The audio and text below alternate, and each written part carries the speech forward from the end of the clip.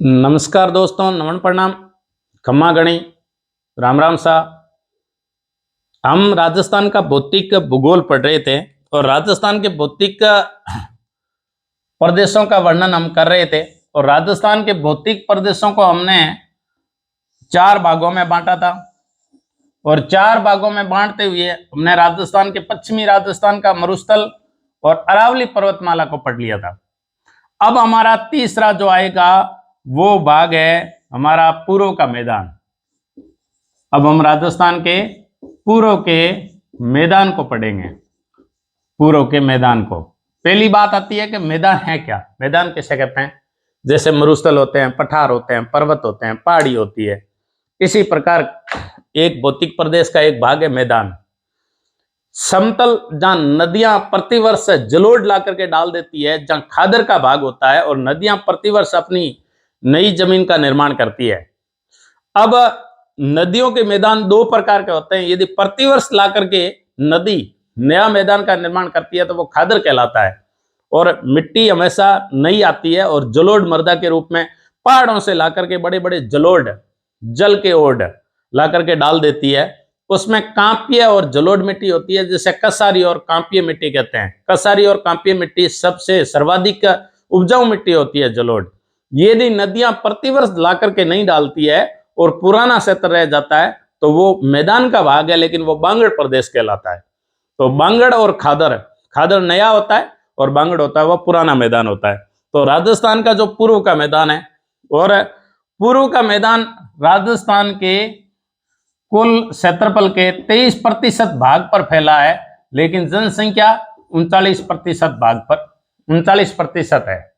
23% मैदान का भाग पूर्व का जो मैदान है, पूर्व का मैदान राजस्थान के कुल क्षेत्रफल का यानी 3,42,239 का ये कितने प्रतिशत होता है? 23%। लेकिन जो राजस्थान वर्तमान जनसंख्या लगभग पहले 6,85,00,000 थी, अब 8 करोड़ मान सकते हैं। तो 8 करोड़ की जनसंख्या में 39% ये मैदान में रहती है, पूर्व के मैदान में।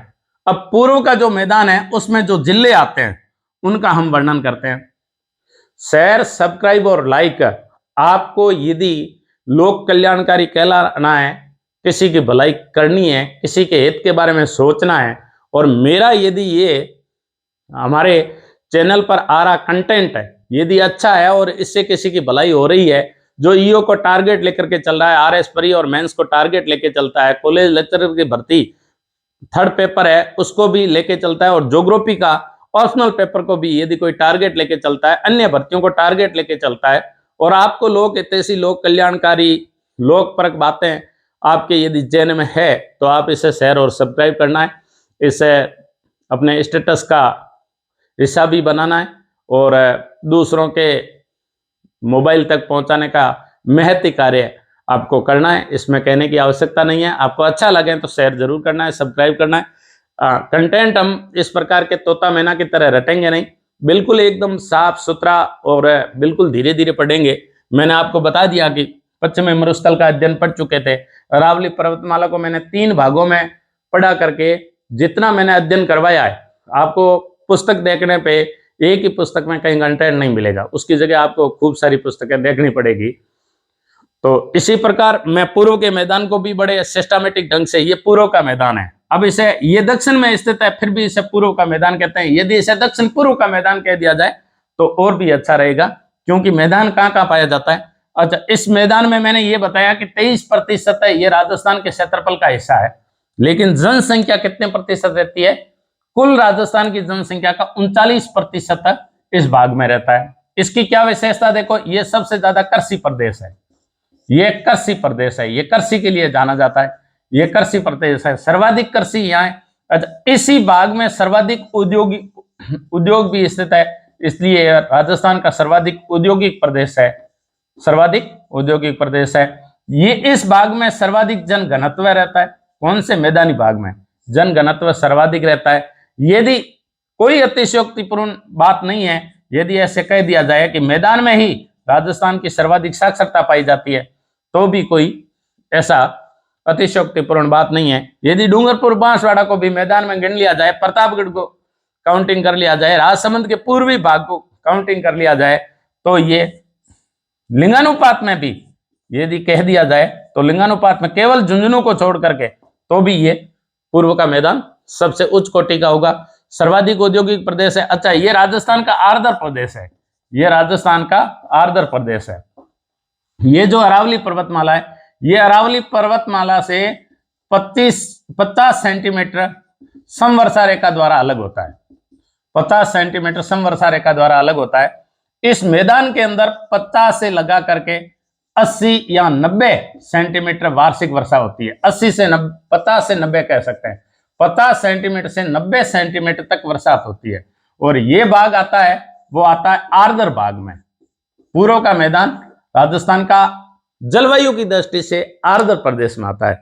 जलवायु की दृष्टि से ये किस भाग में आता है? आर्द्र प्रदेश में आता है। देखते हैं पेन कौन सी अच्छी चलती है। तो ये राजस्थान के आर्द्र प्रदेश में आता है और इसका जो ढाल है वो लगभग 200 से लगा करके 500 मीटर का, यानी इसकी ऊंचाई समुद्र तल से 200 मीटर से लगा करके 500 मीटर तक है। और इसका ढाल पश्चिम से पूर्व की तरफ है। सामान्य इसका ढाल पूर्व की तरफ है। और सारी की सारी नदियां कहां गिरती है? बंगाल की खाड़ी में गिरती है। बंगाल की खाड़ी में गिरती है। लेकिन एक नदी जो यहां अपन पढ़ेंगे, माई नदी, ये माई नदी केवल अरब सागर में गिरती है। यदि ऐसा आ जाए कि पूर्व के मैदान की कौन सी नदी अरब सागर में गिरती है, तो माई और माई की सहायक नदी है वो अरब सागर में गिरती है। यहां अपने को ये ध्यान रखने की बात है। अब देखो इसका ढाल हो गया, आपने बताया कि इसमें 200 से लगा करके 500 मीटर इसकी ऊंचाई है और पश्चिम से पूर्व तरफ के इसका ढाल है। और इसमें जो मृदा पाई जाती है वो कैसी मृदा है? जलोढ़ मृदा है। जलोढ़ मृदा है। और जलोढ़ मृदा में ये कांपीय मृदा है, कांपीय मृदा है। और क्या मृदा है? कसारी मृदा है। ये सर्वाधिक उपजाऊ है और कृषि प्रदेश है। देखो कृषि होती है तो सर्वाधिक राजस्थान का गेहूं यही होता है। राजस्थान का सर्वाधिक गेहूं, गेहूं के बाद में चना भी होता है। चना के बाद में इस भाग के अंदर सरसों भी होता है। सरसों भी होता है। यदि इस भाग में और खूब सारी फसलें होती है, गेहूं होता है, चना होता है, सरसा होता है, कपास भी होती है, मक्का भी होती है। मक्का भी होती है। दक्षिण राजस्थान में मक्का के लिए प्रसिद्ध है, तो मक्का भी होती है। तो इस प्रकार ये कृषि प्रदेश है, आर्द्र प्रदेश है, कृषि के लिए धनवान माना जाता है। राजस्थान की सर्वाधिक, यदि कह दिया जाए कि सर्वाधिक उपजाऊ मिट्टी, उपजाऊ मृदा कह दिया जाए तो वो कांपीय मृदा है, जलोढ़ मृदा, और वो इसी मैदान में पाई जाती है। देखो ये मैदान, इस मैदान को अपन अध्ययन और अध्यापन की दृष्टि से 4 भागों में बांटते हैं। और ये मैदान हमारे, जब भारतवर्ष को बांटा जाता है, हमारे देश के को भौतिक प्रदेशों में बांटा जाता है, तब सबसे बड़ा गंगा, सिंधु और ब्रह्मपुत्र का मैदान कहलाता है। और ये राजस्थान का जो पूर्वी मैदान है, ये उसी गंगा यमुना के मैदान का पश्चिमी भाग है। ये उसी का पश्चिमी भाग है। यदि ऐसा आ जाए कि राजस्थान का पूर्वी मैदान किस भारत के किस प्रदेश का भाग है, पूर्वी मैदान, तो पूर्वी मैदान है वो मोटे तौर पे गंगा और यमुना के मैदान का भाग है। मोटे तौर पे मैदान का भाग है। और इस मैदान की क्या विशेषता है? इस मैदान की यह विशेषता है पूर्वी मैदान की कि यह सर्वाधिक उपजाऊ भूमि वाला भाग है, सर्वाधिक कृषि वाला है, आर्द्र है, पूर्व की तरफ है। इसके अलावा इसको अपन मोटे तौर पे 4 भागों में बांटते हैं अध्ययन अध्यापन की दृष्टि से। यदि इसे बांटेंगे तो सबसे पहले आएगा, वो आएगा बाणगंगा का मैदान। बाणगंगा का मैदान अध्ययन की दृष्टि से बाणगंगा का मैदान। दूसरा इसे अपन कह सकते हैं Banas basin, Banas basin, Banas basin. और तीसरा इसे कह सकते हैं माई बेसिन, इसे हम माई बेसिन कह सकते हैं, माई बेसिन। और चौथा जो मैदान आता है वो आता है चंबल बेसिन, चंबल बेसिन। इन नदियों की सहायक नदियों द्वारा ये पल्वित, पुष्पित और पालित भाग है, पोषित भाग है, क्योंकि इन नदियों के द्वारा जो जलोढ़ यहाँ ला करके डाल दिया जाता है और प्रतिवर्ष नई मिट्टी का निर्माण होता है, नई मृदा का निर्माण होता है और उपजाऊ के लिए बहुत ही ज्यादा अत्यधिक उपजाऊ है फसलों के लिए। तो हम अध्ययन की दृष्टि से इसे बाणगंगा का मैदान, बाणगंगा नदी है वो बैराट की पहाड़ियों से निकल करके दौसा हुए होकर के भरतपुर में जाकर के विलीन होती है बाणगंगा नदी, बाणगंगा नदी। और बाणगंगा नदी के अच्छा बेसिन क्या होता है, जहां कोई नदी और उसकी सहायक नदियां जिस भाग से प्रवाहित होती है, जैसे ये नदी है हमारी, ये मान लो मैंने बाणगंगा नदी बताई, बाणगंगा नदी और बाणगंगा नदी की सहायक नदियां जहां ये पूरा इसका बेसिन कहलाता है। तो नदियां जहां प्रवाहित होती है और नदियों की सहायक नदियां जहां से जल ग्रहण करती है, जल ग्रहण एरिया से, और जहां वो प्रवाहित होती है उस भाग को बेसिन कहते हैं। तो नदियों के बहने वाले भाग के अनुसार, नदियों के पोषित भाग के अनुसार इसे 4 बेसिनों में बांटा जाता है अध्ययन की दृष्टि से। पहला हमने बांटा है बाणगंगा का मैदान। बाणगंगा नदी बैराट से निकलती है, हमने नदियों में पढ़ रखा है इसे। बैराट से निकल करके ये जयपुर, जयपुर के बाद में दौसा और दौसा के बाद में ये भरतपुर के केवलादेव घना पक्षी अभ्यारण्य में जाकर के विलीन हो जाती है बाणगंगा नदी। और ये राजस्थान का सबसे उच्च कोटि का, राजस्थान का सर्वाधिक उपजाऊ मैदान है। सर्वाधिक यदि उपजाऊ मैदान कह दिया जाए, सर्वाधिक यदि मृदा कह दी जाए तो वो बाणगंगा नदी में मृदा सर्वाधिक उपजाऊ बाणगंगा नदी बेसिन में, बाणगंगा बेसिन में सर्वाधिक उपजाऊ पाई जाती है। और ये भरतपुर सरसों के लिए जाना जाता है। वैसे भरतपुर का जो सरसों इंजन आता है उससे उसका कोई मतलब नहीं है, लेकिन सरसों प्रदेश के रूप में भी जाना जाता है। गंगानगर, हालांकि उत्तरी राजस्थान में भी गंगानगर, हनुमानगढ़ में सरसों होता है, लेकिन भरतपुर दौसा ये सरसों के लिए जाना जाता है। इस बाणगंगा बेसिन की सबसे बड़ी विशेषता यह है कि यह खजूर की खेती के लिए प्रसिद्ध है। खजूर की खेती के लिए प्रसिद्ध है, खेती के लिए प्रसिद्ध है। इस प्रकार ये राजस्थान का सर्वाधिक उपजाऊ प्रदेश है ये बाणगंगा का मैदान। तो इस प्रकार हम बाणगंगा खजूर की खेती के लिए प्रसिद्ध है, उपजाऊ मैदान के लिए जाना जाता है। बाणगंगा बेसिन के बाद में हम जब नदी पढ़ते हैं खारी, कोठारी, बनास, तो ये बनास बेसिन, खारी, कोठारी, बनास और बेड़च, इधर से जो नदी आती है ओराई, तो इस प्रकार मैनाल, और ये पूरा मैदान है, ये मैदान कहलाता है बनास बेसिन। बनास और बनास की सहायक नदियों के कारण पोषित होने के कारण बनास बेसिन कहलाता है। देखो बनास बेसिन को हम मोटे तौर पे 2 भागों में बांट सकते हैं। पहला जो भाग है उसे हम मालपुरा करौली का मैदान कहते हैं, मालपुरा करौली का मैदान कहते हैं, मालपुरा करौली का मैदान कहते हैं। और जो दूसरा भाग है इसे हम मेवाड़ का मैदान कहते हैं, मेवाड़ का मैदान कहते हैं। अध्ययन अध्यापन की दृष्टि से इसे हमने 2 भागों में बांटा। किसको? बनास बेसिन को। हम दूसरा भाग पढ़ रहे हैं, पूर्वी मैदान का दूसरा भाग पढ़ रहे हैं, और दूसरे भाग में हम बनास बेसिन पढ़ रहे हैं। बनास बेसिन को हमने अध्ययन अध्यापन की दृष्टि से 2 भागों में बांटा। आपके पास में एटलस है तो एटलस लेके बैठना है। मैं ये भी बताऊंगा कि कौन कौन से जिले कहाँ कहाँ है, जिससे अपन यदि मैदान, पूरे मैदान की बात कर दी जाए तो ये मैदान आता है। अपन यदि जयपुर को शुरू कर दें तो जयपुर मैदान में, पूर्वी मैदान में स्थित है। जयपुर है, अलवर है, भरतपुर है, धौलपुर है,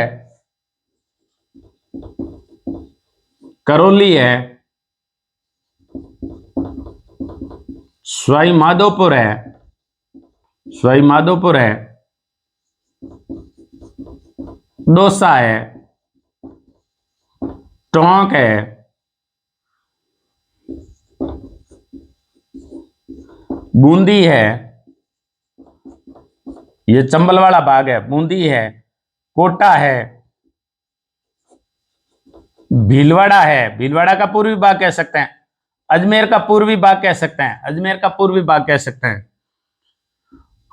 राजसमंद का भाग भी इस मैदान में अपन ले सकते हैं। और जब माई बेसिन की बात आएगी तो प्रतापगढ़ सबसे आगे आएगा, प्रतापगढ़, प्रतापगढ़ वाला भाग, प्रतापगढ़ और चित्तौड़गढ़ का जो भैंसरोडगढ़ तहसील है वो चित्तौड़गढ़, ये भी मैदान में। कुछ जिले हर भौतिक प्रदेश में ओवरलैपिंग करते हैं, यानी कई जिले 2 से 3 भौतिक प्रदेश में भी आ सकते हैं, 2 भौतिक प्रदेश में भी उनका बंटवारा हो सकता है। जैसे कोटा, जहां से चंबल चलती है, चंबल वाला भाग है वो चंबल बेसिन में स्थित होने के कारण पूर्वी मैदान का भाग है, लेकिन कोटा के अन्य एरिया के अंदर काली मिट्टी, रेगुर मिट्टी, कपासी मिट्टी, जिसे हम काली मिट्टी कहते हैं, काली मिट्टी का क्षेत्र है और वो मालवा के भाग का उपभाग है, इसलिए उसे हाड़ौती का पठार कहा जाता है। तो वो कोटा हाड़ौती के पठार में आता है, बूंदी हाड़ौती के पठार में भी आता है, लेकिन नदी चंबल बहने के कारण, उन नदियों के द्वारा सिंचित होने के कारण वो अपना एक बेसिन बनाती है और जलोढ़ मिट्टी ला करके डालती है, इसलिए वो जलोढ़ का मैदान हो जाता है, इसलिए वो पूर्वी मैदान का हिस्सा भी हो जाता है। तो इस प्रकार ये राजस्थान, प्रतापगढ़, चित्तौड़गढ़। अच्छा, बांसवाड़ा जो सपन का मैदान स्थित है, बांसवाड़ा भी इसी के अंदर आता है। अच्छा, उदयपुर का पूर्वी उदयपुर, ये भी मैदान के अंतर्गत आते हैं। तो इस प्रकार ये सारे मैदानी जिले कहे जाते हैं, मैदानी जिले कहे जाते हैं। अब बात आई, अपन बनास बेसिन पढ़ रहे थे, तो बनास चंबल बाणगंगा बेसिन को मैंने पढ़ लिया कि बाणगंगा बेराट की पहाड़ियों से निकलती है, दौसा और भरतपुर में बहती है, खजूर की खेती के लिए जानी जाती है। राजस्थान की जो जलोढ़ मृदा है उसमें सर्वाधिक नाइट्रोजन की मात्रा पाई जाती है, और जलोढ़ मृदा राजस्थान की सर्वाधिक उपजाऊ मृदा है, और उसमें बाणगंगा बेसिन की मृदा सर्वाधिक उपजाऊ मृदा कहलाती है। बाणगंगा के बाद में हम पढ़ रहे थे बनास बेसिन। बनास बेसिन को 2 भागों में बांटते हैं, एक तो मालपुरा करौली का मैदान और एक मेवाड़ का मैदान। देखो, अब इसको हम मोटे तौर पे बांटते हुए इसे पढ़ेंगे कि किस प्रकार इसको आगे ले जाना है। ये मैदानी जिले मैंने बता दिए। मैदानी जिले के बाद में हम बनास बेसिन को मोटे तौर पे पढ़ेंगे, थोड़ा बड़ा करके अपन इसको पढ़ते हैं कि किस प्रकार इस बनास बेसिन को अपन अलग अलग भागों में बांटते हैं। ये हमारा प्यारा सा रंगीन और रंगीला राजस्थान, रोबीला राजस्थान यहाँ बना सकते हैं, और यहां से ये बनास बेसिन ऐसे निकाल सकते हैं। यहां से ये चंबल आती है, चंबल इसके साथ में मिलती है। अब बनास की खूब सारी सहायक नदी है, खारी है, कोटारी है, बनास है, बेड़स है, ओराई है, वागन है, खूब सारी इसकी मैनाल है, इसकी सहायक नदी है। तो ये जो बनास बेसिन का भाग है उससे अपन लेते हैं। बनास कहाँ कहाँ बहती है? राजसमंद जिले में बहती है, राजसमंद बहती है। इधर ये चित्तौड़गढ़ से आती है, तो ये चित्तौड़गढ़ भी बनास बेसिन में आता है, चित्तौड़गढ़ बनास बेसिन में आता है।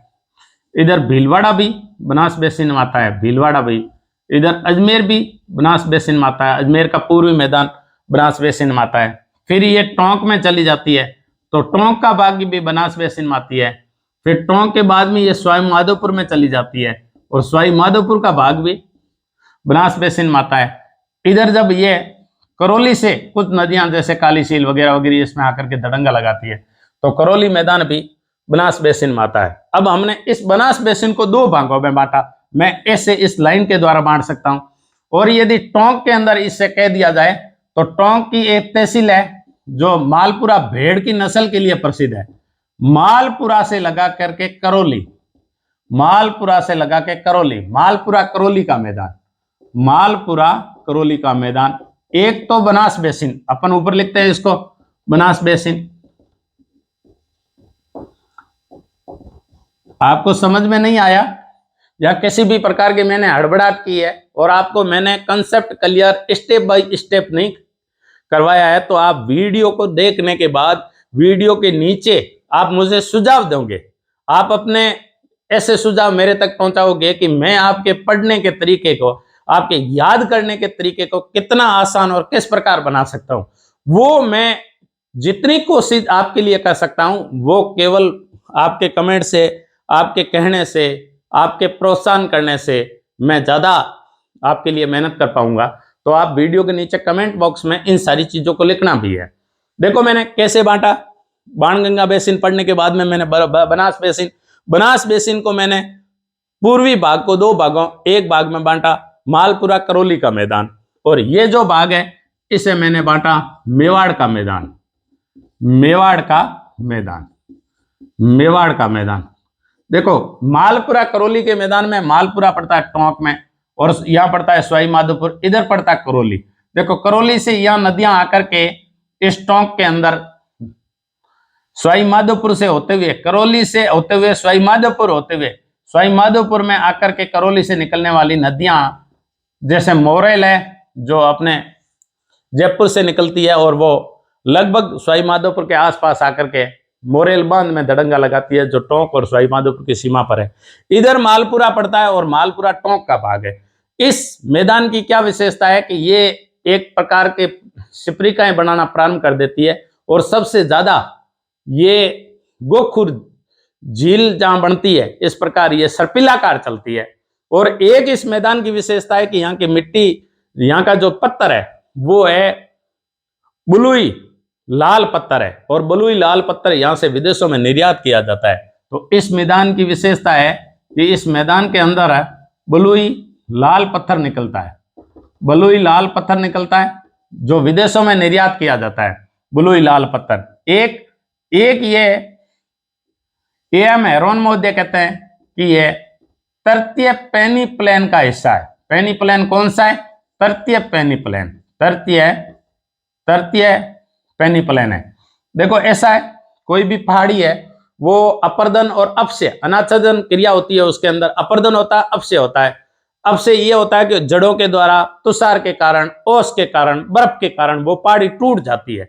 यदि पेड़ वनस्पति उगी है तो भी जड़ों के कारण वो टूट जाती है, ताप के कारण वो सिकुड़ती है, फैलती है, सिकुड़ती है, फैलती है, उसमें अपक्षय हो जाता है। अपक्षय के कारण यदि उसमें धूप के कारण उसमें चटकन भी हो सकती है। फिर उसमें क्या होता है कि यदि वायु तेज है तो, और नहीं तो ढीली हुई चट्टानों को पवन के अलावा जल भी उसे बहा ले जाता है, उसे हिमानी भी बहा ले जाती है और बहा ले जाती है और वो ले जाकर के आगे अपर्दन के द्वारा आगे ले जाकर के बिछा देती है। तो अनाच्छादन क्रिया जो होती है, अनाच्छादन क्रिया में क्या होती है कि शुरुआत में पहाड़ी होती है और ये पेनी प्लेन का उदाहरण है, यानी एकदम मैदान पेनी प्लेन है और ढाल लगभग समाप्त हो चुका है और नदियां प्रौढ़ावस्था को प्राप्त कर चुकी होती है, उस क्षेत्र को कहते हैं पेनी प्लेन। और ये अलेक्जेंडर मैकमिलन हेरोन मोदे था जिन्होंने राजस्थान की भूगर्भिक दृष्टि से 1923 में सबसे पहले अध्ययन किया। उन व्यक्ति ने इसे तृतीय पेनी प्लेन कहा क्योंकि यहाँ नदियां एकदम सर्पिलाकार, पूरे टोंक जिले के अंदर पूरी बनास नदी है वो सर्पिलाकार बहती है। तो मालपुरा से करौली का मैदान बलुआ पत्थरों के लिए जाना जाता है। नदियां यहाँ अपना सबसे ज्यादा सर्पिलाकार रूप बताती है, सबसे ज्यादा मिट्टी ला करके डालती है और ये पेनी प्लेन का उदाहरण है, ये एम हेरोन मोदे कहता है। देखो इसकी एक विशेषता और है, ये जो हमारा मालपुरा है, मालपुरा के पास में, टोंक मालपुरा के पास में जो बोली जाती है उसे कहते हैं माल खेराड़, इसलिए इस भाग को भी माल खेराड़ कहते हैं, इस भाग को भी माल खेराड़ कहते हैं। और भीलवाड़ा में जाजपुर तहसील के आसपास में जो बोली जाती थी, जो भाषा बोली जाती थी उसे खेराड़ी कहते थे, इसलिए उसे खेराड़ भी कहते हैं, खेराड़। और साथ में टोंक की जो भाषा मिल जाती है तो टोंक का जो क्षेत्र है मालपुरा, इसके कारण उसे माल खेराड़ कहते हैं। जाजपुर के, भीलवाड़ा के, जाजपुर के आसपास के क्षेत्र को जहां खेराड़ी बोली जाती है उसे खेराड़ कहते हैं।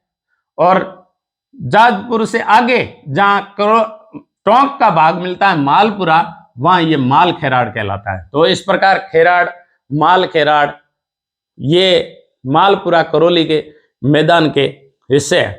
और हमने इसे बताया कि एम हेरोन मोदे ने इसे तृतीय पेनी प्लेन का कहा। मालपुरा करौली के मैदान के बाद में हम आते हैं मेवाड़ के मैदान में।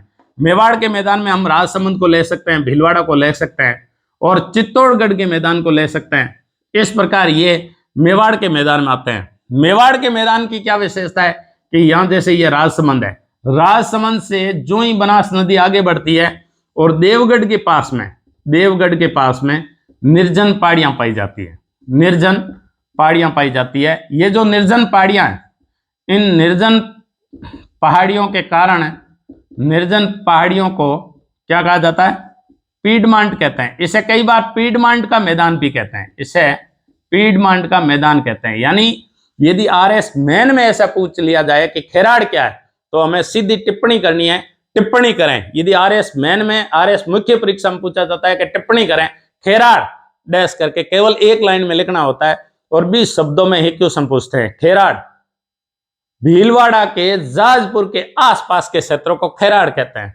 यदि टिप्पणी में पूछ लें कि माल खेराड़, तो हमें यह कहना है कि भीलवाड़ा के जाजपुर एवं टोंक के मालपुर के एरिया को, मालपुरा के एरिया को माल खेराड़ कहा जाता है, जहां टोंक के साथ में खेराड़ी भाषा भी बोली जाती है। यदि ऐसा क्वेश्चन पूछते हैं कि मालपुरा करौली का मैदान टिप्पणी करें, तो हमें लिखना है कि मालपुरा करौली का मैदान जो है टोंक से लगा करके करौली के बनास बेसिन के भाग को कहते हैं, और बनास बेसिन के जो भाग को कहते हैं उसमें बलुई पत्थर की अधिकता है, और एम हेरोन मोदे ने इसे तृतीय पेनी प्लेन का उदाहरण बताया। तो इस प्रकार हम टिप्पणी कर सकते हैं। यदि टिप्पणी पूछना कि मेवाड़ का मैदान, मेवाड़ का मैदान है वो राजसमंद, भीलवाड़ा और चित्तौड़गढ़ के भाग को मिला करके कहते हैं, और टोंक का कुछ भाग, भीलवाड़ा का कुछ भी भाग आ जाता है मेवाड़ का मैदान। मेवाड़ का मैदान में यदि टिप्पणी पे पूछ लें कि पीडमांट क्या है, टिप्पणी करें पीडमांट, तो हमें सीधा लिखना है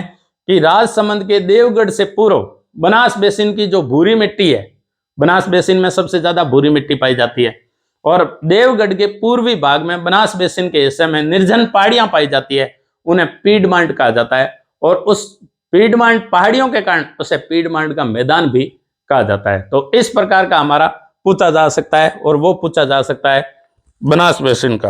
अब देखो आगे हम इसको आगे बढ़ाते हैं, और आगे बढ़ाते बढ़ाते हम आ जाएंगे माई नदी के ऊपर। देखो माई नदी, पहला बेसिन पढ़ा हमने बाणगंगा बेसिन, दूसरा बेसिन हमने जो पढ़ा उसे हम पढ़ेंगे जो है माई बेसिन। यदि राजस्थान को थोड़ा सिस्टमेटिक ढंग से बनाया जाए, ये माई बेसिन, ये माई बेसिन माही नदी इस प्रकार मैद झील से निकल करके यू उल्टे यू आकार में बहती है, और ये इस प्रकार ये डूंगरपुर, बांसवाड़ा और प्रतापगढ़ इन जिलों में बहती है। तो ये माई बेसिन का क्षेत्र है, इसे हम माई बेसिन के रूप में पढ़ते हैं, माई बेसिन। इसे माई बेसिन के अलावा अन्य नाम से जाना जाता है, वो जाना जाता है सप्पन का मैदान। ये कई बार सप्पन का मैदान भी पूछते हैं, इसे सप्पन का मैदान भी कहते हैं, सप्पन का मैदान या माई बेसिन, और उल्टे यू आकार में। और ये कहां जाकर के गिरती है? अरब सागर में गिरती है। जब हम नदियों का भाग आएगा तब हमने इसको विस्तार से पढ़ा रखा है। माई नदी के बारे में जितना मैंने कंटेंट दिया है हमारे वीडियो के अंदर, इतना आपको किताबों में भी नहीं मिलेगा। मैंने हर किताब को छान करके एक्साई करके उसको एक जगह देने की कोशिश की है। तो हम पढ़ रहे थे माई बेसिन। माई बेसिन है वो उल्टे यू आकार में चलती है, और उल्टे यू आकार में चलने के कारण ये अरब सागर में गिरती है, और इसका ढाल पश्चिम है। देखो इनका ढाल पूर्व में, बाणगंगा का ढाल पूर्व में, बनास का ढाल पूर्व में, ये दक्षिण से उत्तर और उत्तर पूर्व की तरफ हो जाता है चंबल का। इनका ढाल है वो पश्चिम में, पश्चिम में ढाल है। सर्वप्रथम इसका ढाल उत्तर की तरफ, फिर दक्षिण पश्चिम की तरफ, और फिर पश्चिम की तरफ हो जाता है। तो इस प्रकार अंत रूप से इसका ढाल है वो पश्चिमी क्षेत्र की ओर होता है, और पश्चिमी क्षेत्र की ओर होने से ये अरब सागर में जाके दड़ंगा लगाती है। माई बेसिन में देखो डूंगरपुर जिला भी आता है, बांसवाड़ा भी आता है, और प्रतापगढ़ भी आता है, और यहाँ रहा उदयपुर। उदयपुर की सोम और जाखम नदियां आती है, इसलिए उदयपुर का उत्तर पूर्वी क्षेत्र, उदयपुर का दक्षिण पूर्वी, उदयपुर का दक्षिण पूर्वी क्षेत्र भी माई बेसिन में आता है, इसे माई बेसिन कहते हैं। और देखो माई बेसिन के कारण ये जो भाग है प्रतापगढ़ का भाग है, प्रतापगढ़ को प्राचीन समय में क्या कहा जाता था? कांठल कहा जाता था, कांठल, कांठल कहा जाता था। और ये माई नदी के किनारा होने के कारण ये क्या कहा जाता था? कांठल प्रदेश कहा जाता था, कांठल प्रदेश कहा जाता था। माई नदी के किनारे का क्षेत्र होने के कारण कांठल प्रदेश कहा जाता था। अच्छा, कांठल प्रदेश के साथ में इस माई नदी को ही, माई नदी को क्या कहा जाता था? कांठल की गंगा कहा जाता था, कांठल की गंगा कहा जाता था। माई नदी के किनारा होने के कारण इसे कांठल कहा जाता था, और माई नदी को कांठल की गंगा कहते हैं। ये जो बांसवाड़ा है, और बांसवाड़ा और प्रतापगढ़ के मध्य है खूब सारे नदी नाले और मैदान है। इसी मैदान को क्या कहा जाता है? सप्पन का मैदान, छप्पन का मैदान, छप्पन का मैदान कहा जाता है। डूंगरपुर और बांसवाड़ा का जो क्षेत्र है वो इस प्रकार खूब सारी ऐसी पहाड़ियां हैं, ऐसी पहाड़ियां, इन पहाड़ियों के अंदर ऐसे नाले चलते हैं, ऐसे नाले चलते हैं, और ये नालों के कारण यहाँ गहरी घाटियां हो गई है, और बिल्कुल छोटे छोटे नालों के कारण ये क्षेत्र पूरा कट फट गया है। कट फट के कारण भी इसे क्या कहा जाता है, बांगड़ क्षेत्र कहा जाता है, इसे बागड़ क्षेत्र कहा जाता है। और ऐसा कहा जाता है कि गुजराती जो भाषा है, गुजराती और प्लस राजस्थानी, इन दोनों भाषाओं का मिश्रण रूप में एक जनजाति बोलती है, जो जनजाति है भील जनजाति, ये भीली भाषा बोलते हैं। इन्हीं भीली भाषा को डूंगरपुर और बांसवाड़ा के अंदर बागड़ी कहा जाता है, इसलिए ये बागड़ प्रदेश कहलाता है। इसी कारण ये क्या कहलाता है, बागड़ प्रदेश कहलाता है। और वो कहाँ है, डूंगरपुर और बांसवाड़ा के क्षेत्र को क्या कहा जाता है, बागड़ प्रदेश कहा जाता है। कालांतर में हम ये भी पढ़ा था, डूंगरपुर और बांसवाड़ा के मध्य के क्षेत्र को क्या कहा जाता था, मेवल कहा जाता था। इन नदी नालों के कारण ये 56 ग्राम समूहों में, 56 ग्राम समूहों में बंट जाता है। 56 ग्राम समूहों को क्या कहा जाता है, 56 का मैदान कहा जाता है। ये 56 का मैदान कहा जाता है, 56 का मैदान कहा जाता है। खूब सारी पहाड़ियां, पहाड़ियों के मध्य छोटे छोटे नदी नाले, कटापटा क्षेत्र है, बिल्कुल एकदम दुर्गम क्षेत्र है। और यहाँ खूब सारे पुष्प उगने के कारण इसे कालांतर में इसी डूंगरपुर बांसवाड़ा के क्षेत्र को पुष्प क्षेत्र भी कहा जाता था।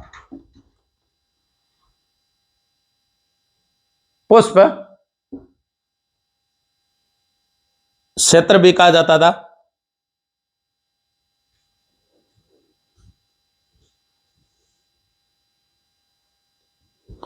हम इसे पुष्प क्षेत्र के रूप में पढ़े थे कि इसे पुष्प क्षेत्र भी कहा जाता था।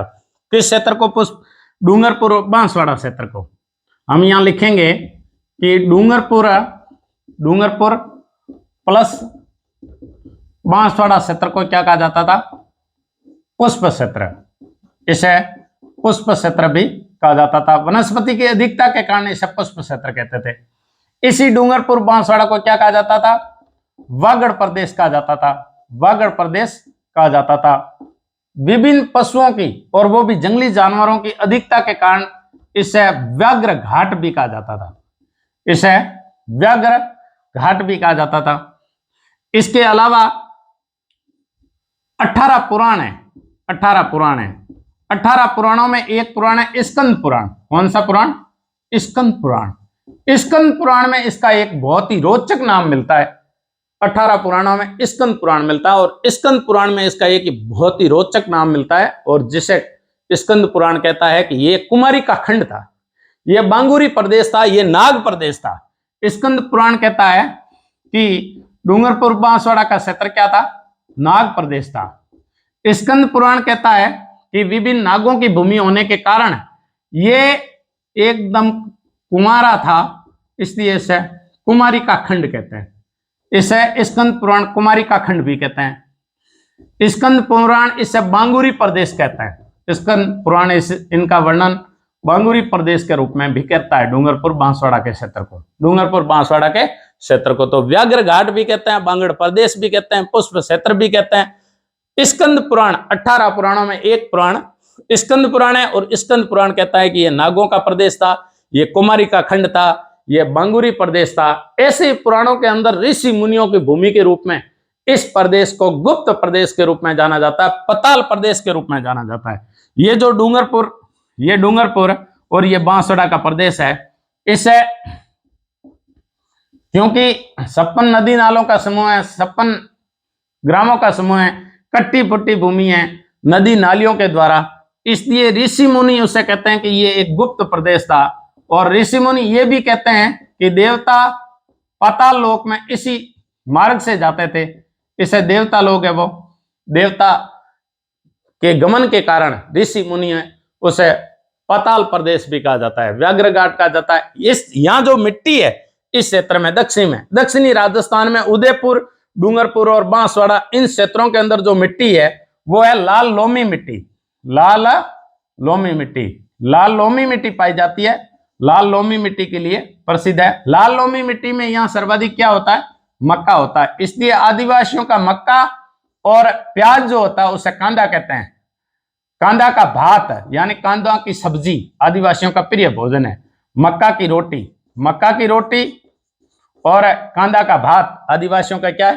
प्रिय भोजन है, क्योंकि ये दक्षिणी राजस्थान में मक्का सर्वाधिक बोया जाता है। तो इस प्रकार डूंगरपुर बांसवाड़ा के क्षेत्र को कहा जाता है पाताल प्रदेश कहा जाता है, गुप्त प्रदेश कहा जाता है, इसे लाट प्रदेश भी कहते हैं। देखो ये हमारा आबू, माउंट आबू यहां पड़ता है। माउंट आबू पे दिलवाड़ा जैन मंदिरों का जो निर्माण करवाया, और गुजरात में चालुक्य वंश थे। और माउंट आबू पे ये भी किंवदंती है कि ऋषि मुनियों के द्वारा, देवताओं के द्वारा जो हवन किया जाता था, उस हवन को अपवित्र कर देते थे राक्षस। इसलिए गुरु वशिष्ठ ने यज्ञ किया और चौहान, चालुक्य, परमार, प्रत्यार 4 योद्धाओं का निर्माण किया। उन योद्धाओं से जो है राजपूतों की उत्पत्ति मानी गई है। उन योद्धाओं में जैसे चौहान, चालुक्य पढ़ा हमने। चालुक्य नरेशों का कभी यहां शासन था, कहां? डूंगरपुर बांसवाड़ा में। तो चालुक्य शासन काल में, क्योंकि चालुक्य ने दिलवाड़ा का जैन मंदिर बनवाया है और सबसे प्रसिद्ध मंदिर के रूप में, तो चालुक्य शासन काल में इसी प्रदेश को, जो गुजरात से सटा हुआ क्षेत्र था, आबू से सटा हुआ क्षेत्र था, इसी प्रदेश को क्या कहा गया? लाट प्रदेश कहा गया। इसे लाट प्रदेश भी कहा गया। तो इस प्रकार इस माई बेसिन को कहा जाता है। हमारा अगला बेसिन है और अंतिम बेसिन है, वो है चंबल बेसिन। चंबल देखो निकलती कहां से? मऊ से निकलती है चंबल। दोबारा बड़ा करके बताते हैं और बड़े सिस्टमेटिक ढंग से बताते हैं। देखो इस बेसिन को पढ़ने में हमें आनंद आना चाहिए। हमारा चौथा है बाणगंगा बेसिन, बनास बेसिन, और माई बेसिन के बाद में हम चौथा और अंतिम बेसिन पढ़ रहे हैं पूर्वी मैदान का, और वो है हमारा चंबल बेसिन। वो हमारा चंबल बेसिन है। तो हम चंबल बेसिन को पढ़ेंगे। और यह विंध्याचल पर्वतमाला है। विंध्याचल पर्वतमाला में यह जो स्थित है वो जनापाव की पहाड़ी है। जनापाव की पहाड़ी है। ये हम नदी बाग में पढ़ चुके हैं।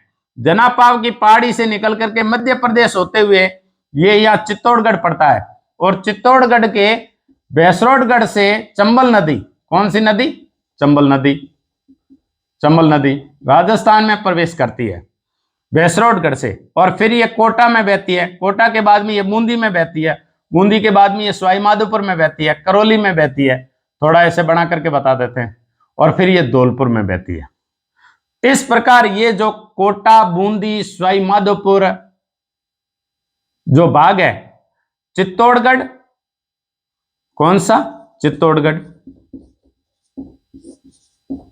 चित्तौड़गढ़, इधर हमारा पड़ता है कोटा, इधर हमारा पड़ता है बूंदी, बूंदी, और फिर हमारा पड़ता है सवाई माधोपुर, सवाई माधोपुर, फिर हमारा पड़ता है करौली, करौली, और इधर पड़ता है धौलपुर, धौलपुर। ये क्षेत्र किस में कहलाता है? ये चंबल बेसिन में कहलाता है। ये चंबल बेसिन के अंतर्गत स्थित है। चंबल बेसिन में इसका अध्ययन किया जाता है। जब ये भैंसरोडगढ़ के आसपास में, देखो राजस्थान की एकमात्र नदी है जो बहुत तेज बहती है, तब ये गड्ढे का निर्माण करती है, और 100 किलोमीटर तक ये गार्ज में बहती है, दिखती नहीं है। गार्ज कैनियन नदी के कटाव के कारण होता है। यदि कोई नदी ऐसे बहती है, ऐसे बहती है, और वो जैसे कोलोराडो नदी है, संयुक्त राज्य अमेरिका की कोलोराडो नदी है, वो हम जब ऊपर से देखते हैं तो एक बिल्कुल एक सफेद पट्टी सी दिखती है, इतनी वो काट करके अंदर चली गई है। हमारा सिंधु गार्ज है जो हमारे हिमालय से निकल करके, जो कैलाश पर्वत से निकलती है, मानसरोवर झील से निकल करके जब ये जम्मू कश्मीर में प्रवेश करती है, तो भारत का सबसे गहरा गार्ज है वो सिंधु गार्ज कहलाता है, और वो है जम्मू एंड कश्मीर में। तो सिंधु गार्ज सबसे गहरा है। और राजस्थान का सबसे गहरा गार्ज किसी का है, वो चंबल गार्ज है। चंबल गार्ज राजस्थान का सबसे गहरा गार्ज है। और जब ये गार्ज में बहती है तो ये क्या होती है कि दोनों तरफ से इसके नदी तटों का भी निर्माण होता है। तो ये नदी तट भी बनाती है, नदी तट भी बनाती है, और बीच में ये नदी रोधिका भी बनाती है। कहीं कहीं ये कटाव द्वारा नदी रोधिका का भी निर्माण कर देती है। फिर ये भैंसरोटगढ़ के पास में एक बामनी नदी आकर के गिरती है, और बामनी नदी जहां यहां गिरती है, जैसे ब्राह्मणी भी कहते हैं, चंबल नदी के अंदर गिरती है, तो ये वहां ये प्रपात भी बनाती है। राजस्थान की एकमात्र नदी जो अपने अलग अलग नदी के रूप की जो भी आकृतियां होती है, स्थलाकृतियां होती है, उनका निर्माण करती है। गर्ज बनाती है, नदी तट बनाती है, नदी रोधिका बनाती है, प्रपात बनाती है। ये यदि सिप्रिका के रूप में चलती है, कहीं अवरोध आ जाता है और अवरोध के कारण ये तेज चलने लगती है। यदि नदी प्रवाह क्षेत्र में किसी नदी के ढाल में अवरोध के कारण अचानक नदी तीव्र चलने लगे तो उसे सिप्रिका कहते हैं। तो ये नदी चंबल नदी सिप्रिका भी बनाती है। और यदि जल ऊपर से नीचे की तरफ गिरे किसी पहाड़ी के माध्यम से तो उसे प्रपात कहते हैं। तो ये प्रपात भी बनाती है। वो बनाती है बामनी नदी, जब भैंसरोटगढ़ के पास इसमें जब दड़ंगा लगाती है तो ये प्रपात भी बनाती है। ये अपने कटाव द्वारा रोधिका का निर्माण करती है। नदी तट इसके स्पष्ट दिखते हैं और गर्ज का निर्माण भी कराती है। इस प्रकार ये निक पॉइंट भी बनाती है। बीच बीच में ये कई ऐसी पहाड़ियां इस नदी के बेसिन में स्थित है, तो ये निक पॉइंट भी बनाती है। तो इस प्रकार ये कटाव द्वारा, अपर्दन द्वारा, अनाच्छादन क्रिया द्वारा, अपछेद क्रिया द्वारा खूब सारा अपना नदी अपना रूप बताती है। तो ये जब रूप बताती है तो कोटा, विशेषकर कोटा और बूंदी, सवाई माधोपुर, करौली और धौलपुर, इन क्षेत्र में ये क्या करती है कि ये अपनी इनकी जो सहायक नदियां हैं, इन सहायक नदियों के कारण इनमें कटाव हो जाता है, और कटाव हो जाने के कारण गहरी घाटियां बन जाती है। इन गहरी घाटियों को बीड़ कहा जाता है। नदी के तीव्र कटाव के कारण भूमि क्या हो जाती है? अनुपजाऊ हो जाने के कारण कृषि अयोग्य होती है। यानी कृषि के योग्य नहीं होती है, तो उसे क्या कहा जाता है? बीड़ कहा जाता है। और बीड़ सर्वाधिक राजस्थान में कहां है? धौलपुर जिले में ये नदी, धौलपुर जिले में ये नदी अपने कटाव के अलावा खड्डों के लिए भी प्रसिद्ध है। ऊंची नीची भूमि होती है, जिसे इन गड्ढों के कारण ऊंची नीची भूमि हो जाती है, और ऊंची नीची भूमि को स्थानीय भाषा में डांग कहा जाता है। इंग्लिश में यदि हमें इसे कहते हैं तो इसे बेडलैंड टॉपोग्राफी कहते हैं। क्या कहते हैं? बेडलैंड टॉपोग्राफी, यानी ये खराब स्थलाकृतियां, बेडलैंड टॉपोग्राफी, डांग, बीड़, सारे क्षेत्र एक ही रूप में जाने जाते हैं। यदि देखो दो फर्क है। बीड़ यदि गहरी घाटियां बन गई है और वो नदी अवनालिका द्वारा, क्योंकि चंबल नदी सर्वाधिक अवनालिका अपर्दन करती है, अवनालिका अपर्दन के कारण सर्वाधिक नदियों में गहरी घाटियां बन जाती है, उसे बीड़ कहते हैं। और ये बीड़ सर्वाधिक कोटा से लगा करके अपने करौली और धौलपुर तक भी है, लेकिन सर्वाधिक बीड़ कहां पाए जाते हैं? बीड़ धौलपुर में पाए जाते हैं। और ऊंची नीची उत्खात वाली भूमि है, उसे डांग कहते हैं। इसलिए करौली को डांग की रानी कहा जाता है। करौली को डांग की रानी भी कहा जाता है। और यहाँ डांग क्षेत्रीय विकास कार्यक्रम भी चलता है। इस जितने जिले हैं, 8 जिले हैं। डांग क्षेत्रीय कार्यक्रम 1994-95 में शुरू हुआ था। ये एक कार्यक्रम चला था इस क्षेत्र को सुधारने के लिए, डांग क्षेत्रीय विकास कार्यक्रम जो चला था वो टोटल 8 जिलों में चला था। 8 जिलों में शुरुआत में ये चला था 21 पंचायत समितियों में, 8 जिलों के 21 पंचायत समितियों में, लेकिन बाद में ये 26 पंचायत समितियां होगी। कितनी होगी? 26 पंचायत समितियां। और कब हुई ये 26 पंचायत समितियां? जब ये दोबारा स्टार्ट हुआ। दोबारा कब हुआ? 2005 में ये शुरू हुआ था।